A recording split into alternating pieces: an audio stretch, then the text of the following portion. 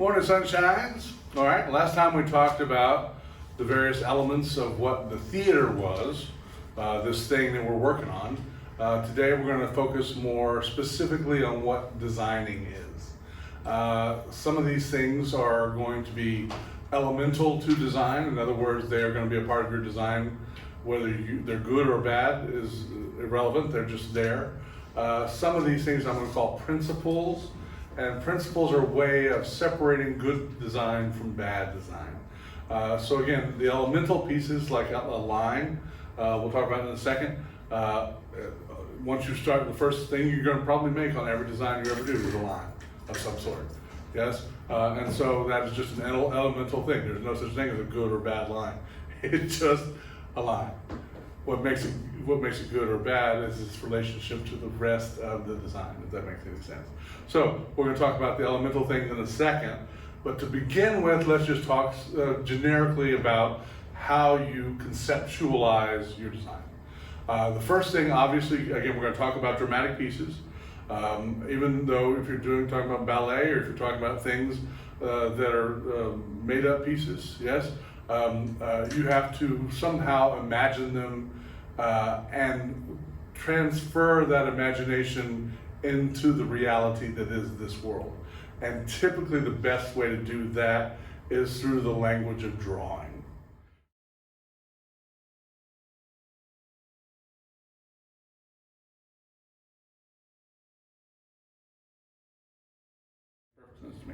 All right, let's talk about the elements. Again, hopefully Cody can get tight enough on each of these. We talk about line, just real quickly. A line, one of the things as a designer you're in charge of figuring out is where things go. So, what my description of a line is, the difference between where a thing is and where a thing is not is a line. Yes? If the thing is a cup, if the cup is here and not there, the edge of the cup is a line. Yes? Now, there are straight lines, there are curved lines, there are closed lines. A line that makes a circle is a closed line. A cloud makes a closed line. Obviously, the shortest line, a straight line between two points, yes? Zigzaggy, but you're going to have all types of lines that you can use repeating and using other things. The principles we're going to talk about, but the first thing is just the simplest thing is just the line you're going to draw. Yes? Just drawing lines. As a matter of fact, if you can't draw anything, I would just copy these lines right here. Do some horizontal lines, do some vertical lines, do some diagonal lines, do some dotted lines, do some spirals. My mother loves to draw parentheses for some reason. When she's sitting down, when you sit down on the phone, she has a pad of paper sitting there, and it has thousands of little parentheses. That's just the thing that she makes. We all have our doodle, whatever our doodle is, yes? So that's a line, cool? Proportion and scale. First of all, proportion, and again, these are from your book, which is why I tried to stick scales in your book. Scale is the relative size of one object to another, yes? You can have large scale, in other words, if you're doing Honey, I Shrunk the Kid, and you have all the objects, enormous because the kid is shrunk, that is a scale. It's also in proportion because the proportion is the relative size of the things to themselves. So for instance, when you're drawing a face, you want to make sure the ears are proportionate to the face, the eyes are the right size for the face. Now, we all know there are people like President Obama who have huge ears. That's disproportionate, fine. There's always the exception to the rule. But when you're just drawing a natural thing, you want things to be in proportion. The head is 1/8 of the body when we talk about drawing figures. And we certainly know, what's the guy's name from Game of Thrones who's this tall? Peter Dinklage. Peter Dinklage, yeah. I'm sure his head is more than 1/8 the size of his body. So there are certainly the exceptions to the rule. But if you think about even, who's that big wrestler that was in Princess Bride? Andre the Giant. Andre the Giant. His head was enormous, but so was his body. My guess is if you took Andre and measured all the parts, his hand was proportionate to the rest of his body. Yes? So proportion is, again, making sure that things are in balance. Now let's talk about perspective. I'm going to try not to freak you out too much, but I'm going to walk forward. I'm a certain scale right now. When I move closer to you, I have enlarged. when I walk away from you, I've shrunk. So one of the things you need to work on is developing a proportion in scale, in perspective. Yes, perspective is a two-dimensional representation of a three-dimensional space. So there's that z-axis as opposed to just the x and the y-axis. And again, that can be an extremely exciting axis to work on in the theater because you can have things closer, have things farther away, and even though those two things have nothing to do with each other, in the audience's view, they become the same thing. Because you have one person close, one person far, and in your eye's view, they become joined even though they're 20 feet apart. Yes, so sometimes that's a very useful tool in theater. Shape, form, squares, spirals, round things. The shape is a two-dimensional shape. Form is a three-dimensional shape. Lighting reveals form. We talked about how the other day about set designer can provide the set, but you don't see any of it until the light designer turns on the light. Until you tell us that something has a certain depth to it, we can't see it as an audience. We're very bad about that z-axis as an audience because that relationship is tough to see. This relationship is very easy to see for an audience. But form, that depth, is really a tool of the lighting designer. All right, texture, you can have soft textures, you can have hard textures, you can have brittle textures. Texture is something that is usually, again, in theater terms, we often will spatter walls and paint walls to look textured.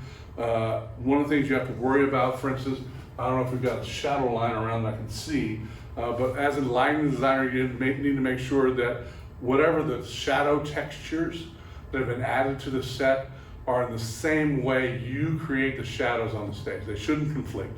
If the scenic artist has put a shadow over there and you make that the highlight, yes, then you are fighting each other because the set designer is telling you that's a shadow and the lighting designer is telling you that's bright. So you have to be very careful. That can still be a light, but you need to put a bluish gel in it to dim it down so that it's brighter from this side. So again, color is an example. Another way is intensity. You can turn it down to where it's dimmer than this light. So this light is your brighter light, your key light, and that becomes a fill light, which will augment the shadow as opposed to combating the shadow. Yes. So that's one of the important things about texture. Make sure that you're all on the same page. When we did a production of 9 to 5, one of the things that we went with was that everybody in the show was a worker bee. And so everything became a honeycomb. The whole office became a honeycomb. Everybody had their own little offices, their bathrooms all were honeycomb shaped. On their costumes, they were all honeycombs, yes? A little bitty honeycomb patterns, that sort of thing. Everybody was buzzing around. Everybody, as they walked around stage, they weren't really saying anything, they weren't really mumbling, but they were going, which gave you an audience, sense that you were in this hive for the whole show. Yes, I thought from 9 to 5 it was a movie with Dolly Parton and whatever their names were. Anyway, it's from the late 80s probably. But anyway, it's about them taking over and hiring or kidnapping their boss and doing a better job at it than their boss did. But it's about the work environment. And so we thought, and it worked well, but as a lighting designer, you had to be aware of what the costume designers and what the set designer was doing so that you didn't light it. Honey is just a certain color. Yellow is one of my least favorite colors. Yes? You really have to give me a reason to light something yellow. And in that show, having a cast of yellow was appropriate. Because, where were we? In a honeycomb. What color is honey? It's yellow. Yes? So, again, you have to understand the metaphor that you're all working with and make sure you're on the same page and not fight it. Now, if there's some tension in the play, if there's a reason to do it, if this character is against the world, and the world is all yellow, and this character comes on and it all turns the opposite of yellow, and the color wheel is purple. So if this person walks on stage and suddenly everything starts turning purple, well, then you're making a statement about the power of this character and the growth of this character. Great, use it, but be aware of the choices you're making. Yes. So texture can be very important. Color, obviously, one of my, I don't know if you know Emily Alvendañez, but Emily, perception of color is, we all have a psychological response to color. As I said, I prefer not to see or use yellow. And so one of the things that happens if I see a play that has been lit with a lot of amber, a lot of yellow, I tend to be repelled by that. I tend to like blues and lavenders. Those tend to be my color range. And if I have a choice between looking at somebody who's walking across stage in a nice blue dress or a nice lavender dress versus somebody in a bright yellow dress, even though the yellow is brighter, I will try and avoid that. But then there was a musical on Broadway where there was a woman who wore a yellow dress the whole show. And everything was designed around it and you couldn't take your eye off of her. So color choices can be very significant. You can make an audience crave a color. One of the things, I'm just gonna pick Dolly Levi. They're in the Harmonia Gardens, the scene that she comes in and sings Hello Dolly. Yes? You're in the scene for a good 10 minutes before she comes on stage. Well, first of all, the gardens are green because they're gardens. But if you have all the waiters, everybody, all the curtains, everything in green, across the color wheel, we'll talk more about this color day, but across the color wheel from green is red. And so if for 10 minutes you've given the audience nothing but green, I'm not talking necessarily, I mean, the green can be the fill light, the mood light, but then you can still have your nice colors to keep the faces alive. But that's visibility lighting versus mood lighting. Again, we'll talk more about that later. But you can, then the audience has looked at green for 10 minutes and suddenly Dolly Levi shows up in a bright red dress with a bright red feather. And literally the same reason that farmers buy red paint, because when they go to the store, they've looked at all those green fields. Or the same reason when you go to surgery, the surgery room is in green because those doctors have looked so intently at red.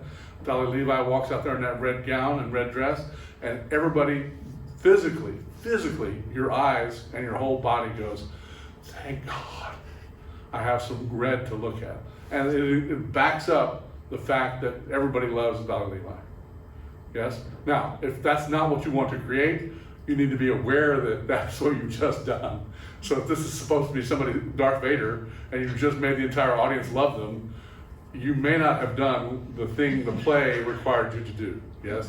So again, you need to be aware of these things, not necessarily that you use them, but just so you don't happen to mistakenly make the wrong choices. Because there are right and wrong choices in this. Because the elements are there. The color will be there. But the reason I bring up Emily Alvendañez, she was colorblind. Could not see her green, you have visible light, you have three primary colors, red, blue, and green. And for whatever reason, her green cones and rods didn't respond. And so we bought her a pair of color correction glasses and also brought her a whole bunch of balloons. Well, her whole life, she had been told that color's orange, and that color's blue, and that color's red, and that color's green. So in her head, she had this, that had always been what green was. And suddenly we gave her these color correction lenses to put on and gave her the balloons. And I remember her, you know, the yellow was pretty close to what she thought yellow was. The red was pretty close to what she thought red was. But the green blew her mind. She was like, that's what green looks like? Because her physical nature could not see the color green. And when she suddenly was exposed, she started crying like a baby. Love you, dear.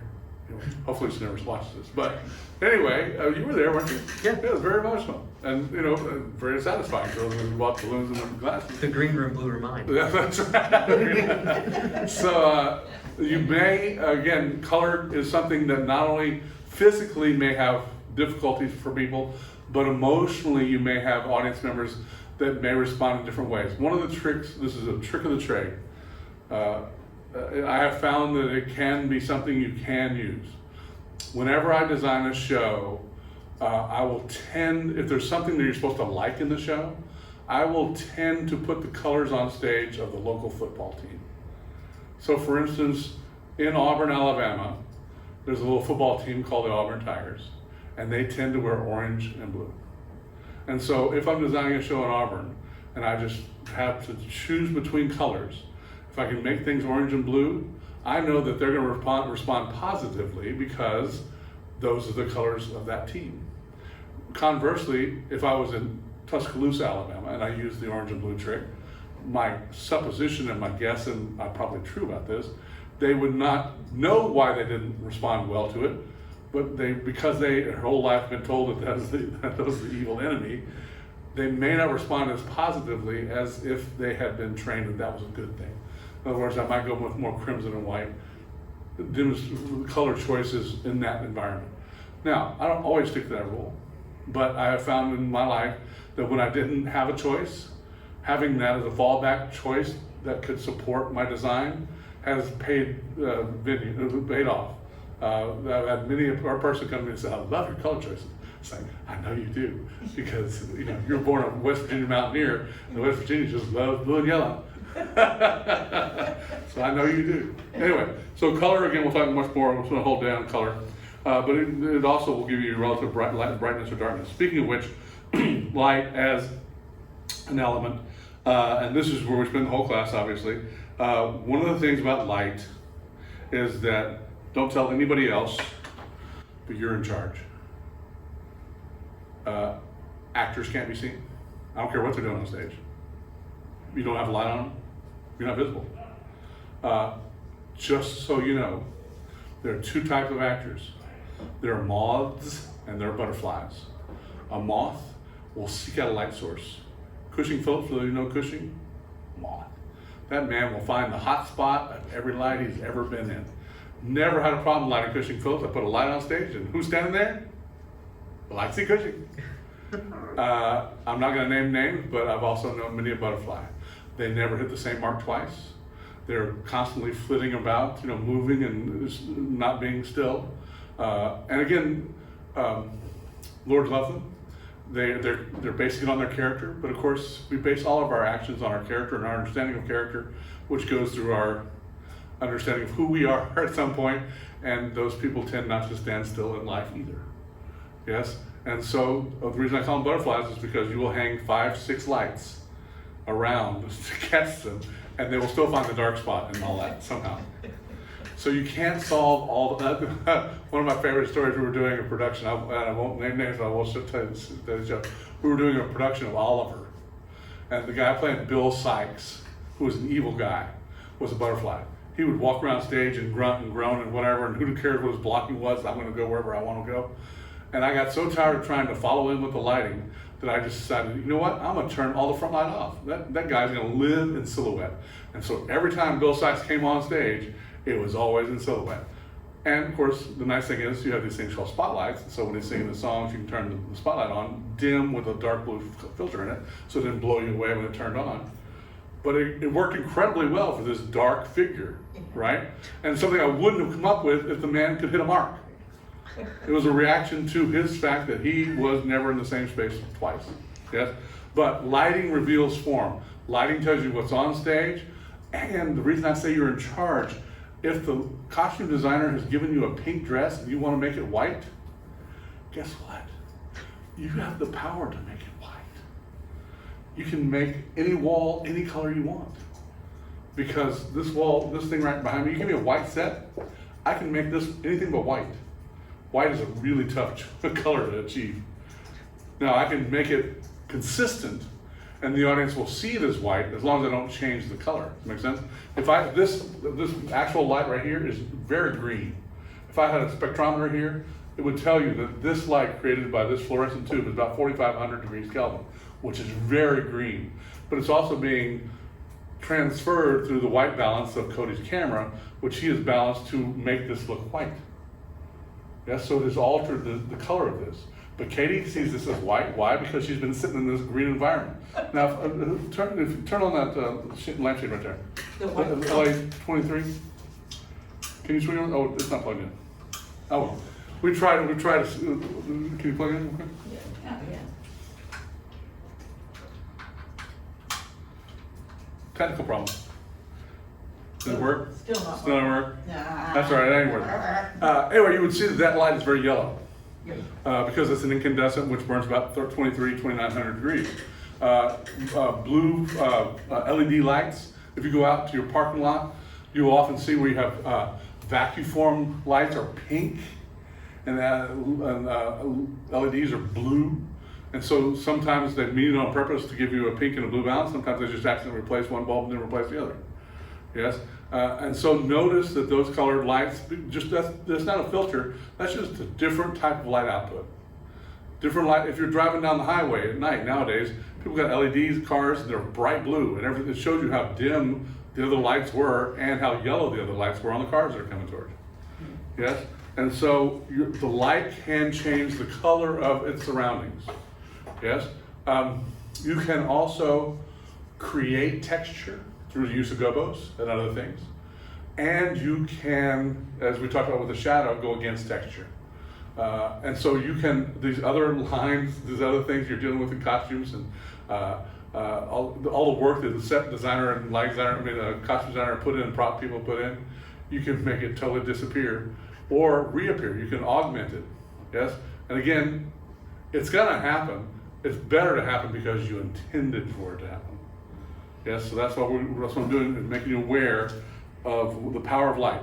Now, the biggest thing that light can do is provide focus.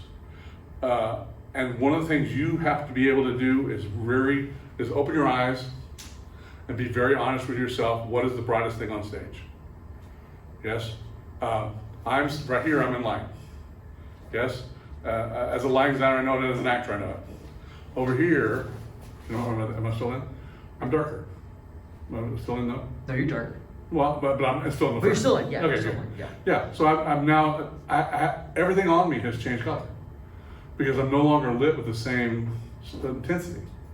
It's the same color from the light, but everything on me, the shirt is darker, my skin is darker, yes, that little hair I have is darker, yes. And so the intensity of the light, but also the focus of the light will give the audiences tend to look at bright things. Yes, which is why I'm always the center of attention. I'll tell you my nut joke later. Okay, wait, this is good. I got to say this just because I'm going to forget it. Have you heard about my peekaboo accident with Courtney?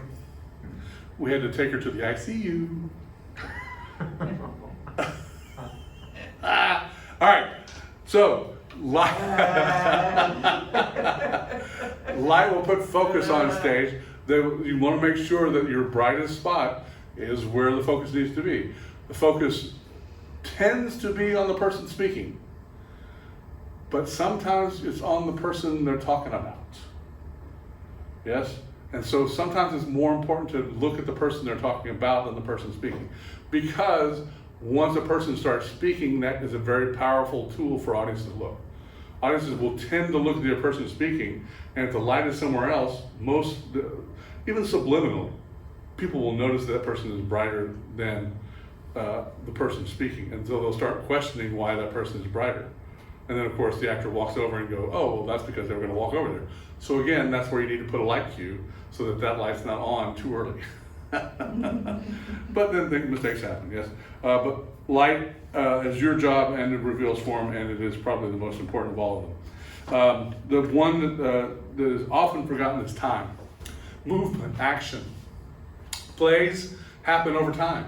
One of the hardest things to do is to get a good photo of a great lighting design. Because a great lighting design will look fantastic over time, and cameras, well nowadays we've got like 3 seconds. It's getting better, I guess. But videos, obviously, we've talked about how they alter the frame and that sort of thing. It's easy to make a good picture on the camera, but it doesn't necessarily look good to the eye. It will be too bright, too intense, all that sort of stuff, or not intense enough, yes? And so over time, you need to make sure that the color choices are right, that the mood changes swiftly or appropriately enough. For instance, it may be that lights over the course of the play change from daylight to midnight. That could be a 5-minute cue, a 10-minute cue that is very unnoticeable to a normal audience when we're sitting there. But you might have a complete sunset that happens on the background, which might be totally appropriate to what the scene's going on, right? Which might get you in just the right color light for Romeo and Juliet to have their little love kiss. So you got a pink light behind it, yes? Which doesn't make sense arbitrarily, but in order to achieve that, you can make the whole thing a sunset so that at that moment you have the type of light you want, yes? So those are the 7 elements that your book gives you. Hopefully they made some sense. Now we're going to talk about the principles. Again, the principles, the elements are going to be there. You're going to choose where to put them, but they're going to be there. It's going to have color, it's going to have proportionality, it's going to have light, it's going to have texture, but it's better for you to have made those choices in the appropriate way. And the appropriate ways are through the principles. Again, I've given you little drawings here, or little pictures here that hopefully Cody can zoom in on. The first one is what I call harmony, what your book calls harmony. The easy way to describe it is that as an audience member, when you're watching the play, you get the sense that everything's happening the way it was designed to happen.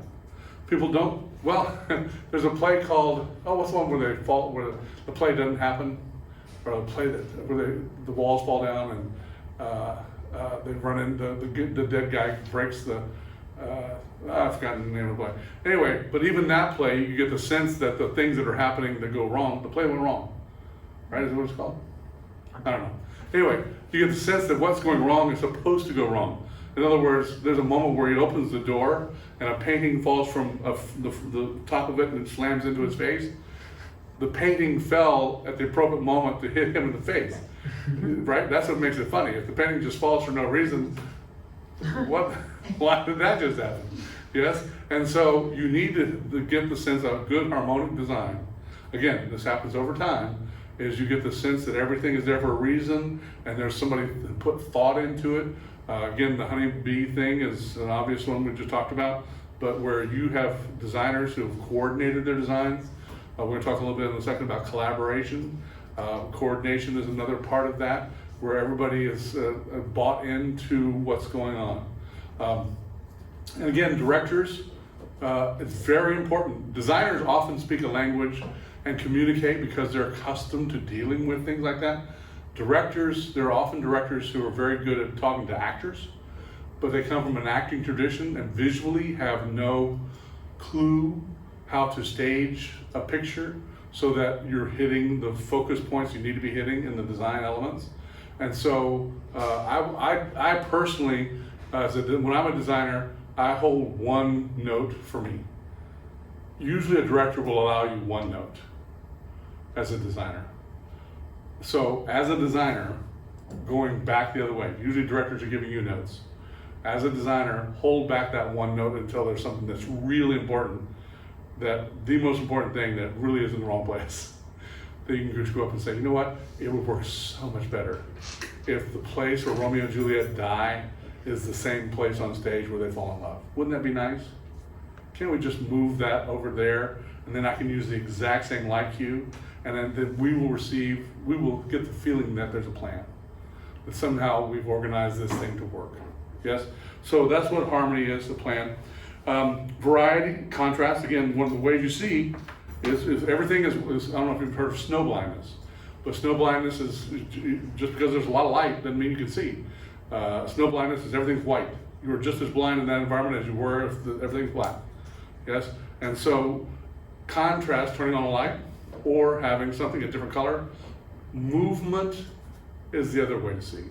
If everything else is still, or everything else is moving, and you got one thing still. I don't know if you've ever seen a picture or a film where you've been to Grand Central Station and everybody is going crazy and there's one person waiting for their lover and everybody else is in motion, but the one person still, you can see because they are against the flow of everything else. Yeah, so contrast, that's a contrasting thing, and movement are the two ways that you see things. Yes, even in a dark room, that's why you get scary movies.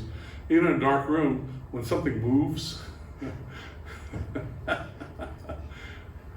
one of the things I love about my lovely wife is she is scared to death of lizards. And in our garage, we have a little family of them. And of course, they eat all the other things you don't want to be in the garage. But every morning she'll go out there and hit the garage door open thing. And of course, the little lizards scatter, scares the bejesus out of her. Back! But it's dark, but she can still see them. Hysterical. Movement. All right, so, don't tell her I told you. Contrast is the way to see. Rhythm. One of the very important things about design is creating something and repeating it. Have the same tempo in your scene shifts. If you're gonna go, we'll talk a little bit about shifts, maybe not today, but one of the things in production meetings, you need to decide how you're gonna handle any kind of change on stage. Do we get a blackout? Do we allow the audience to see what's going on? Do we go to a blue light to help the technicians, the crew, see what they're doing? Whatever that choice is, needs to be the same choice every time, so that you don't say, all right, we're gonna go to blue light, and then later in the play have everything go to blackout, and the audience is gonna say, what are we doing? Are we still in the scene and somebody turning the light on in the room off, or are we in a scene change? Especially if you've already chosen to do one or the other, yes? So be consistent, make a rhythm, whatever the choices are, slow, fast, tempos, that sort of thing, the rhythm needs to be repeated. Now, the contrast adds focus. So at the point of climax, do the opposite. Change the rhythm, change the focus. Do something, that is a point that it's allowed. Now, you have to imagine design elements like they are a ham sandwich. Sometimes somebody's got to be the bread. Usually it's the set. Set's the bread, yes? Usually in a ham sandwich, the actor is the ham. It's gotta go. But you need a little mustard, you need a little lettuce, you need a little tomato. If one time, for some reason, the lighting designer decides to be the tomato, and the costume designer says, no, I'm the tomato, and the actor says, oh, I'm tired of being a ham, I want to be the tomato, and the set designer says, you know what, we really need in this scene is a tomato, and suddenly you've got a tomato and tomato and tomato and tomato sandwich. Even though the audience may love tomatoes, my guess is they're going to wish they had a ham sandwich.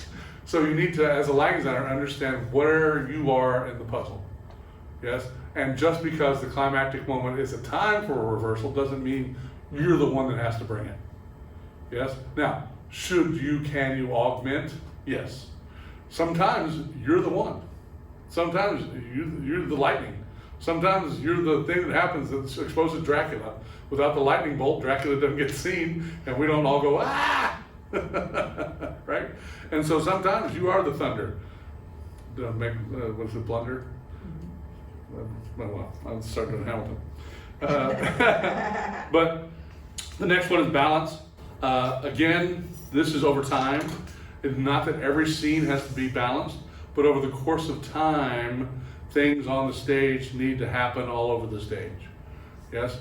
You shouldn't have just one, stage left, stage left, stage left, stage left, stage left, stage. What about stage right? So if there's ever a set design or a costume design where things aren't balanced over the period of time, lighting designers can, again, you don't have less say in the balance, but you can help organize the flow of the cues so that you can include some parts of the stage as ornamental that aren't necessary for the scene, but they give a play a nice balance over the course of time, if that makes sense. In other words, you can line up set pieces. Now, your job, let me say this loudly, is not to light up set pieces. Your job is to light actors. But occasionally, you want to see the set. So occasionally, the set designer will come up and say, could you light up that column? I spent $10,000 on it. Oh, absolutely.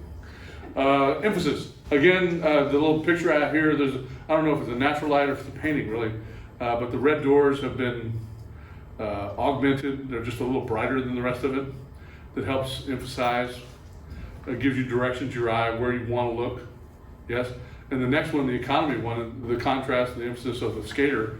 I can't imagine looking at that picture and not looking at the skater. Going back to the raspberry, it's impossible not to look at that picture. I can believe you wouldn't see a lot of, I can't tell me how many blueberries there are, but raspberries, there's one, right? So emphasis is very important. Economy, the next one, especially in today's world. Back in the 19th century, when you had Rococo designs and Baroque designs, and it was all about massive, even in the Victorian period, where it was all about stuff. Just give me more stuff. More stuff, the better. Well, nowadays it's all about economy. Your job is to strip away. Yes? Just give me the parts. When you're seeing Hamilton, if you need a desk, you have a desk. They don't even have a rope. They just suggest the rope to hang himself, right? Do you need a rope? No, I can hang myself just by holding this up and everybody understands I'm hanging myself. Yes? So Just have on stage what you need. Now, one of the things in Hamilton that they hopefully you've seen is that they have a way of lighting the circles so that you can light the interior, you can light the exterior, you can make the round circles. Those become necessary over time because of the time travel elements. And so if you need it, use it. If you don't need it, get it out of the design. It's just something else to break. And last one is repetition. This one is not in your book, but I just love it because again, it gives you that sense that things are planned. And again, you can see how the contrast helps give you focus in that little drawing of squares and triangles. But again, you get a sense that there's a plan, there's a hope, and that way you get a nice 7 and 7. 1, 2, 3, 4, 5, 6, 7. All right, cool. 7 and 7, then we can see. Psychological effects we sort of hinted at. In the actual lecture, I've got some research that I've done that shows how a room lit differently can be brighter or dimmer. I don't really have those pictures to show with you here. But you can change by changing either the direction of the light. Again, typically, scary light, if you've ever seen a scary movie or you got a scary actor, usually if you light from below, that's a scary light. Yes? If you have somebody who has lit from above and has dark shadows, again, that can be very scary, very intimidating. That'd be more of a bad guy. Well lit from both fronts, yes, with blue in one and pink in the other, tends to be beautiful. It's called Da Vinci lighting. It's the same way Leonardo da Vinci painted the Mona Lisa. And so you can, nothing else has changed. Same set, same costume, same actor, but you change the perception of the audience by changing the way the actor is lit. Yes? Again, one of the things about the McCandless system with the side and the backlights, you can also bring the actor away from the background by not lighting the background, by lighting the actor will give the depth that is necessary for the stage to maintain that focus. Collaboration. All right, let's talk about collaboration. There's no such thing as stealing in theater. You might have a great costume idea. We were doing a production of The Dog in the Nighttime Sky. Scott Grinstead did the set, I was doing the lights, and Scott said, I don't think I'm gonna have a set. I'm just gonna let it all be lights. And I said, Scott, I appreciate that. Thank you for putting everything on me. It would be helpful though, if I had a little something to light. And so I had done a little research and had come up with these ideas of cubes that people could sit on, or you could pull out, or you could open up and pull out things from drawers and all that sort of stuff. And he bought into it whole hog. And the director loved it and it worked great, fantastic. And he came up to me and said, do I list you as a set designer? I said, no. It was an idea we had in a production meeting. I didn't want to just light blank walls, that's boring. We certainly still had elements of that on the stage where it was just light in space. But we used some projections and other things that helped to have those things recede and that sort of stuff. But you're working together, you're coordinating, you're collaborating. Your job is to recognize good ideas. And sometimes the director, because they are directing, will think that their idea is more important than your idea. When people come to me and say, what do you do if a director says, I must have it this way? My answer is, how much am I getting paid? And that's the God's honest truth. If I'm getting paid $10,000 to be the assistant lighting designer to the director who has decided he's going to design the lights, I'll say yes. $10,000 is a lot of money. Now, if I'm working for free at the Wetumpka Depot and the director is telling me how to design the lights, I'm going to say, hey Cody, what are you doing? They need a lighting designer at this show. I'm getting a bit kind of busy. I accepted it, but I'll be there to help you focus and stuff. But the lighting designer, the director wants to be the lighting designer. Now, there have been many times when a director, because directors, are directors, and they've sketched out stuff or drawn stuff, and we've had a production meeting, and the director will say, here's the way I see the scene playing out, and they'll give me some of their drawings. I will typically say, we can do it that way. Or we can do it this way, which is the way that I had conceived of things And 99% of the time, they're gonna look at what I did and say, you know what? That looks a lot better. Now, occasionally, they will say, you know what, one of the biggest, this is recorded, I'll try and be nice. One of the worst experiences I ever had, so I'm very careful about this because this person may watch this video. One of the worst experiences I had with this, we were doing a production, let's see, should I name it? I sort of have to. We're doing a production of a play that shall not be named. It's a well-known play. And one of the characters had to kneel at a certain point and pray to God for forgiveness for committing a sin by killing his brother. You may know the show. And his son-in-law comes up behind him and decides not to kill him at that moment because he would send his soul to heaven. So it's a very important scene in the play. Well, this man had cast a friend of his who he hadn't seen in 20 years. And when he, 20 years ago, had worked with this gentleman, he was in Cody's shape. No, maybe not. He was thin. When he arrived at the theater to perform the play, he was my shape. And kneeling, even if you were to ask me right now, Mike, can you kneel? Absolutely. It may not happen soon, nor do you want to watch me get up. But we wound up with an actor who had to kneel on stage, obviously gave him knee pads. The set, though, had no, it was him kneeling on the stage. So suddenly I've got to design, what do they call those, kneeling benches? Kneeler? Pews. Pews, a little pew kneeler thing for this poor man, for this poor man to kneel. Well, the problem is, now we have to have a crew member bring it out. Now it's the only thing in the whole play that's an additional piece. So now I'm going through the whole play trying to figure out what can I add to other scenes to make it not look like we just added a kneeler for this guy to kneel in. Anyway, it was the right choice for once we got into the situation. So you have to constantly wake up and see the play. Despite your best laid plans, what's happening? What's working, what's not working? What do we need to change? What can we alter? And again, the problem is if it's in the script that he's kneeling and he says, I'm kneeling before God, he has to kneel. Yeah. Now, could you cut that? Sure, except that you may not have figured out what play it is, but it's a classic play that everybody knows those lines. Production of Hamlet. You start cutting Hamlet, people are going to get upset. Those are some very serious scenes that people have learned their whole life. At any rate, collaboration, again, use your friends, coordinate, collaborate. The more you can plan ahead, the less problems you're going to run into. You're still going to run into problems. But pre-planning prevents poor performance. Pre-planning prevents poor performance.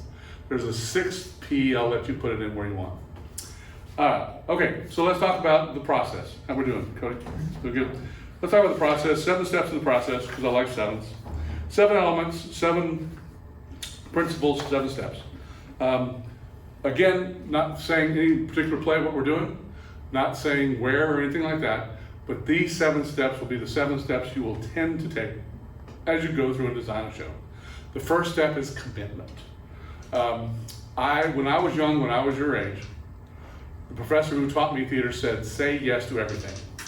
And so my whole life, I said yes to anyone and everyone who came to me, and I think that is fantastic advice because you will open yourself up to a world of opportunities. Some people will pay you lots of money, some people will give you great experience, some people will become famous themselves later. Yes? Just because somebody's 20 years old, they're going to be 40 years old one day, and they may need you to design lights for them. And the fact that you worked with them with the Wetumpka Depot for free and did a great job might get you a job someday. Yes? I've had plenty of students who've hired me to design for them after they've gone on to their careers. And I hope all of you are part of those people. But the commitment phase is the only time, the best time, the only time to say no. There is nothing that is so hard unless you get into a situation, physical problems, that might be a reason to step back. If you wind up in a situation where a producer or director or somebody is taking advantage of an actor, is taking advantage of you outside of the play or even in the play, you gotta know what your boundaries are, and it may be worth then saying no, but the problem is you're gonna have a stigma the rest of your life if the person said no because of this. So it's better to ask people before you say yes. I know it's great to get the offer, but call up about people. How's this person work with? Find somebody who's worked with them, you know. It's a 2 degree of separation business, what we call it. I'm sure you've heard of the Kevin, what's his name, Kevin Bacon. Kevin Bacon. 6 degrees of Kevin Bacon, where you connect Kevin Bacon to any other actor with 6 movies. In theater, it's 2 degrees of separation. In other words, you may not know who Dustin Hoffman is, but I have a very good friend who's cooked Dustin Hoffman Thanksgiving dinner many times. And so you're me to Terry to Dustin Hoffman, and Dustin Hoffman knows a lot of people. You know what I'm saying? And so it doesn't take that long to find people who are connected. So find out about the people.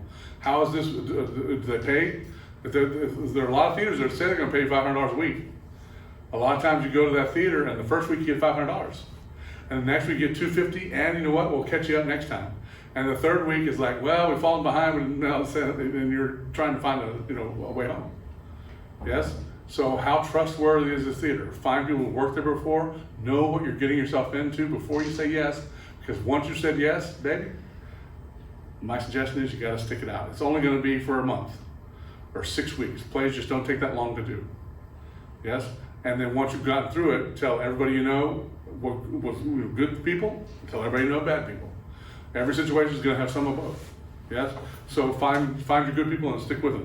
They're gonna become your people. Yes? The reason I now occasionally say no here is because about 7-8 years ago, I've gone to West Virginia for 20 years. 10 years as a line designer, 10 years as a set designer. And I thought it was a nice little, 10 years of this, 10 years of that. You know what? Leaving my family every summer for 6 weeks, 8 weeks, whatever it was, just getting a little hard on me. Physically, I wasn't, young anymore, couldn't climb around things anymore. I just said, you know what? No, I'm not gonna do it this summer. And they said, we'll pay you twice what we've been paying you. And I went, you know what? That sounds good. And so occasionally, no just means not yet. In other words, they might increase their offer. They might find different, person if you don't like working with this costume designer. I've done a couple shows where the director has either quit and or been fired because the design team just wasn't able to coordinate with them. Now, usually you would think the director would have more power, but I'm telling you, some designers have got a lot of power. If you've been there for 20 years, and this guy's making his first shot at it, they might trust you a little more than they trust the first year director right out of grad school. So be careful who you oppose, but the commitment phase is the time that you should take seriously to agree to a contract, and then once you sign that contract, to take on the job as best you can. The analysis phase, and you might have done this during the commitment phase. I would suggest doing it during the commitment phase. Read the play. The first thing you need to do, if you get offered a job, read the play. Now, a lot of times plays are new, they get changed. A lot of times people will edit plays, and so they will change occasionally. When cast members can't kneel, you change. But for the most part, you need to gather information. You need to analyze, what is my lighting inventory? How many scoops do I have? How many par cans do I have? How many ellipsoidals do I have? How many Fresnels do I have? Yes, people have done, usually most theaters, you're not the first person to design lights in this space. So someone has figured out a way to make it happen. Now, there's a theater in West Alabama at a high school there, and they have a dimmer rack that has 12 dimmers in it. 3 of them work. So when they called me up and said, hey, could you come help with our lights? I said, sure, I'll come and help you with your lights. And I walk in, and as opposed to what they told me, they had 12 dimmers. I already knew I was going to be on the shoestring. I had 3 dimmers. Yes? Now, I was able to help fix 2 more of the dimmers and at least tell them how to fix the rest of them, but they didn't have enough money at the time. But one of the reasons they asked me to come do it, one of the reasons I did it was because they needed help fixing their system. So I felt like I would owe that to them just because of the number of people they'd sent us over time. So analyze things, what do you need? My favorite story from this, I'm gonna spell it wrong, but we were doing a production of Guys and Dolls. And in the play, the director, there was a character who said, I need and the word spelled in the script was KWYSANTIUM. And the director had looked it up and discovered that however the hell I just spelled that was a Romanian window shade. And so during the production, the production meeting, the director was like, Harry the horse needs to have a window shade in a box to give this person as a wedding present because he says, I need one of these things, and he's supposed to hand them this present. So the prop person is writing down window shade, the costume designer is writing down Romanian, so he needs something to make it look Romanian, right? Everybody's writing down all this stuff. We get to the first rehearsal, and fortunately for everyone involved, Harry the horse had played the role before. And so we got to the read-through, and the director said, and of course, you're Romanian. He said, why am I Romanian? He said, because you say this word, and this word is Romanian for window shade. And he says, no, I'm from Brooklyn. I can't pronounce chrysanthemum. Now, immediately, we all knew that he was right. So the prop designer scratched out window shade. The costume designer is like, Brooklyn, not Romania. So just because you've done the research doesn't mean you found the answer. It means you found the answer. But just be careful that you don't trust your research wholly. Yes? It's better to find the right answer than just a answer. Yes? Anyway, once you've done your analysis is going to lead to research. Obviously, what questions do you have from your analysis? What is missing from my knowledge? Yes? I've done Joseph and the Amazing Technicolor Dreamcoat 7 times. 5 times as a set designer, twice as a lighting designer. I know the show backwards and forwards. I can't stand, well, really the one I've done most is Nutcracker. I'll barely be able to say it without throwing up. Nutcracker I did 1 time, 5 times, 5 different shows. 1 in Columbus, Georgia, 1 in Montgomery, Alabama, 1 in Alexander City, 1 in Columbus, Georgia, from all across the state, 1 in West Georgia. All different productions, all different ballets. But you have to know what's going to be different about it. Yes, how am I? The last time I did Joseph, I went to the director. The first thing I said was, "What is your concept? Please give me something to build off of." And apparently, there's this crazy place in Georgia where this guy collects all this crud and just puts it on walls and puts it all with mud and paints it all. He says, "I want it to look like that." I went, "Thank God," because I've never done that version before. So at least I had something to research. Yes. So your research leads to what is the next step is incubation. Incubation is your period of time to think about it, to dream about it, to imagine it, to see that movie in your head, to start doing sketches, to like stuff, to not like stuff, to find images, to find additional images. Sometimes research leads to more research. Oh, I found this by this painter. Let me see if this painter has more paintings that resemble what I'm after. Yes, I just lucked onto this one and that sort of stuff. So incubation is the period of time, and it is the time that expands or contracts the most. If you've got 6 weeks to design a show, maybe 3 or 4 days of it is incubation.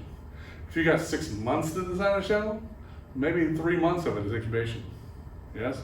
Now, do you go back and reread during incubation? Sure. Do you go back and re-research? Sure. Do you go back and reanalyze? If you find cast members as you find information? Sure. But the incubation is just the period of time when you think about it. The selection is when you make the choice that this is the way we're going to do it. You start drafting the light plot, you start picking the instruments and putting them in for your projects. Again, this is just a first year light design class. I am not going to require you to design a plot that is draft worthy of final design in the Alabama Shakespeare Festival. What I'm going to have you do is what I call a rough plot. You're going to draw circles on a plot, and then you're going to tell me in the paperwork if that circle is a Fresnel or soidal or a strip light or whatever it is, but you're not going to actually have to draft it.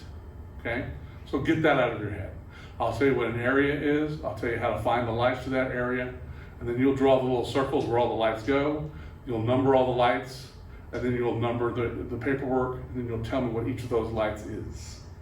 But you're not actually going to have to draft it accurately the way you would do in a real design. Yes? But that's the selection phase. Then, again, one of the reasons for that is you're not going to have an inventory for your design. For your final design, you're going to have an inventory. But for the initial design, you can have 150 ellipsoidals. I don't care. If that's what you need, that's what you need. Does AUM have 150 ellipsoidals? No. We got 50. So if you were really doing it, you'd have to make 100 choices of something other than olive oils. But for the first project, just getting the notion of what you need to do on paper is all I need. Yes. Then with the implementation, this is where you go, as my grandfather said, from chicken to pig. What the analogy is, what the metaphor is, the chicken contributes to the breakfast. You get an egg a day for the chicken. The pig, once you slaughter the pig is committed. Once you have drawn the light plot, the next step is to hang the light plot, and it's not impossible to change things, but it is much more difficult to change things. You want to be 90% accurate in your initial plot. Can you add a special here, or hang a butterfly light here, or have an idea that something occurs to you? Sure. But sometimes ideas are just too late.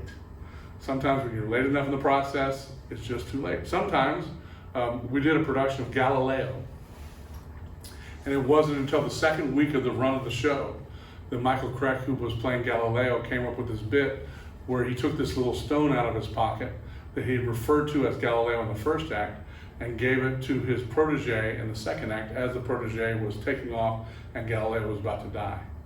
And he did it because he went up on his line.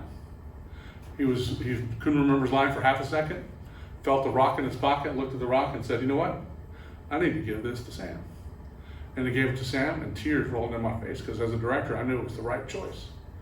Now, something like that can be added. Would it have been better to find it in rehearsal? Sure. The first week's audiences would have loved to see that a bit. Was it important and moving enough to add it to the second week? Sure. Yes. Some things can be added. Some things it's just like, if you do, you're going to cause a huge cluster.